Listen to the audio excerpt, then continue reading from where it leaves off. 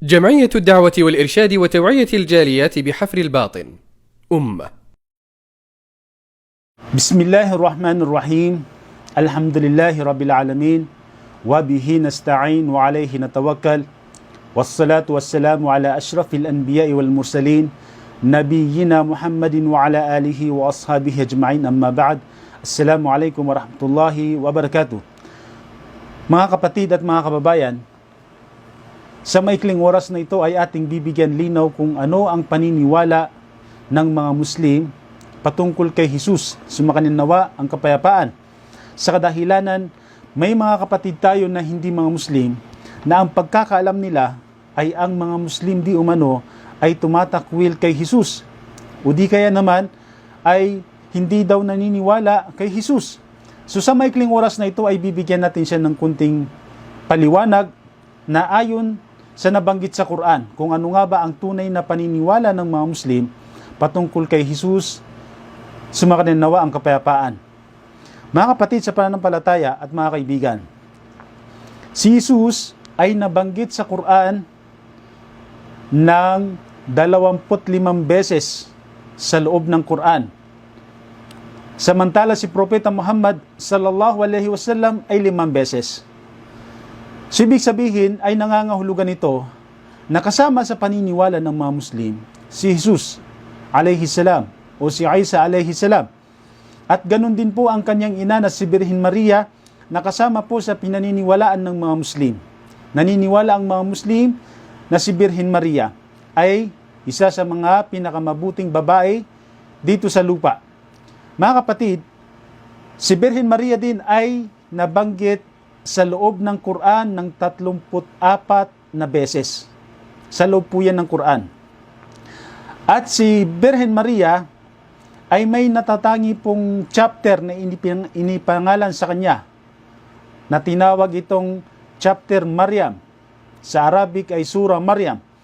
So nangangahulugan na si Birhen Maria din ay kasama sa paniniwala ng Islam at ang ng mga Muslim.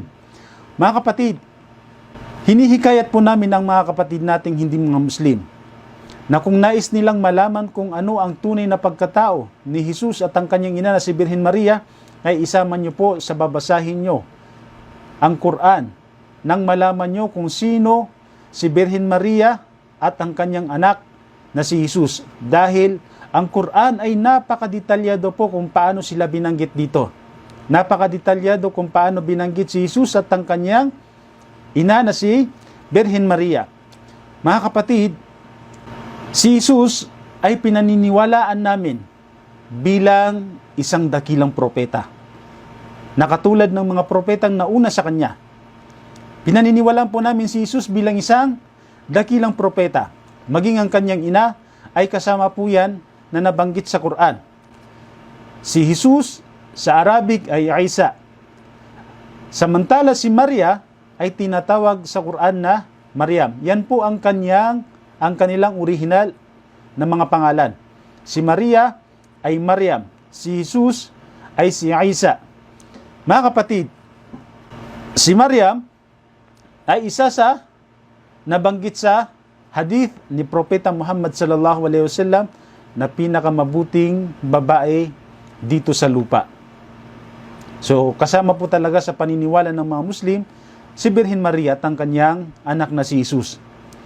At ganun din, mga kapatid, si Jesus bilang isang propeta ay pinaniniwalaan namin na siya ay binigyan ng Allah subhanahu wa ta'ala.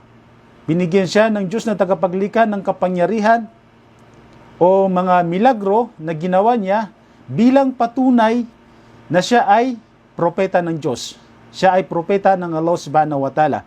Ito ay nabanggit sa Quran. Nung si Birhen Maria ay pinaratangan siya ng mga Hudyo sa panahon na yon na gumawa daw siya ng masama. Nung siya ay pinagbuntis niya ang kanyang anak na si Jesus, ay umalis siya sa kanyang bayan at bigla na lang dumating na dala-dala niya ang kanyang anak na sanggol. Kaya naman ng mga tao sa panahon niya ay lumapit sila kay Birhen Maria at sinabi nila, "Antong ginawa mo, Birhen Maria?" So pinaratangan siya na gumawa siya ng kalaswaan, gumawa siya ng masama. Kaya naman si Birhen Maria ay hindi na po siya sumagot. ang ginawa ni Birhen Maria ay itinuro niya ang kanyang anak na maliit, ang kanyang anak na maliit na sanggol pa lamang. Hindi na po siya sumagot sa mga paratang ng mga tao. Sabi sa Quran, ito ay binanggit ng Allah subhanahu wa ta'ala sa Quran. Sinabi ng Allah subhanahu wa ta'ala sa Quran, فَأَشَارَتْ إِلَيْهِ, itinuro ni Birhen Maria ang kanyang anak na maliit. At sabi ng mga tao, كَيْفَ نُكَلِّمُ مَنْ كَانَ فِي الْمَهْدِ صَبِيًّا, sabi ng mga tao kay Birhen Maria, papaano namin kakausapin ang sanggol na nasa duyan pa lamang? At doon nagsalita na mismo si Jesus. Sa Quran, sinabi ni Jesus, Qala inni Abdullah, atani al-kitaba wa ja'alani nabiyya. Nung sabihin ng mga tao na yon, na paano nila kakausapin ng isang sanggol pa lamang na nasa duyan, sumagot na mismo si Jesus. Sinabi niya, Qala inni Abdullah, ako ay alipin ng Allah at binigyan ako ng kasulatan. Wa ja'alani nabiyya, at ginawa o hinirang ako ng Allah subhanahu wa ta'ala bilang isang propeta. So hinirang si propeta Jesus sa kanyang panahon bilang isang propeta. Kaya ang paniniwala ng mga Muslim ay isa siyang dakilang propeta. At ganun din po, isa sa mga miracle o mga milagrong ginawa ni Jesus ay nabanggit din po sa Quran. Katulad ng paggamot niya ng mga bulag at paggamot niya ng ketong at ang pagbuhay niya sa mga patay. Ganun din po ay nabanggit din po yan sa Quran. Sinabi ng Allah subhanahu wa ta'ala sa Quran, wa rasulan ila bani Israel, inni qad ji'tukum bi ayatin min rabbikum, anni akhluqu lakum min at-tini ka hay'ati at-tayr, fa anfukhu fihi fayakunu tayran bi idnillah, wa ubri'ul akmaha wal abrasa wa uhyiyal mauta bi idnillah. Sinabi ng Allah subhanahu wa ta'ala sa Quran, si Jesus ay sinugo sa angkan ng Israel. At sinabi niya sa kanila, ako ay dumating sa inyo na may dalang palatandaan. May dalang palatandaan mula sa inyong Panginoon. At ako ay gagawa para sa inyo na mula sa putik ng anyo ng isang ibon. Ito yung ginawa ni Jesus. Ako ay gagawa para sa inyo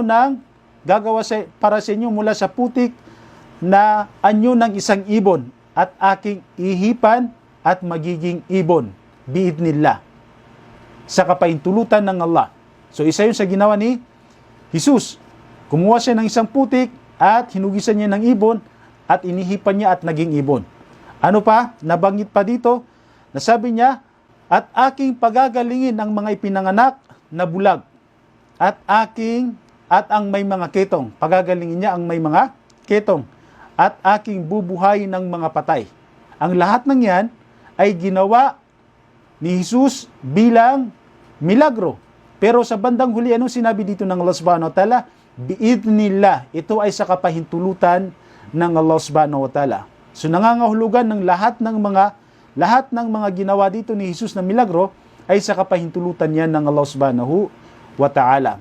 Walang kakayahan ng sinuman na hindi sa kapahintulutan ng Allah subhanahu wa ta'ala. So isa po yan sa mga nabanggit sa Quran na mga milagrong ginawa ni Jesus. So yan ay patunay na bilang isang propeta si Jesus at hindi siya Diyos.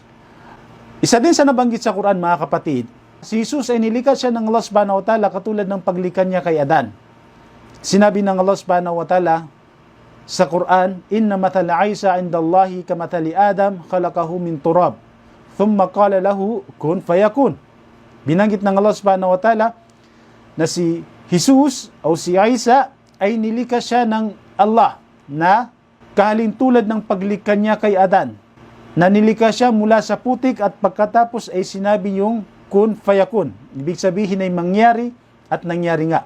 So mga kapatid, isa yan sa mga sinabi ng Allah subhanahu wa ta'ala sa Quran, mga nabanggit sa Quran na kung saan ang Allah subhanahu wa ta'ala ay nilikha niya si Jesus na katulad ng paglikha niya sa mga ibang tao. Na sinasabi niya yung kun fayakun. At si Jesus, binanggit ng Allah subhanahu wa ta'ala sa Quran bilang isang dakilang propeta. Mga kapatid sa pananampalataya at mga kaibigan, ang usapin dito kay Jesus ay napakalawak, subalit dito na lang po natin tatapusin. Hanggang dito na lamang, wa akhiru da'wana anil hamdulillahi rabbil alamin.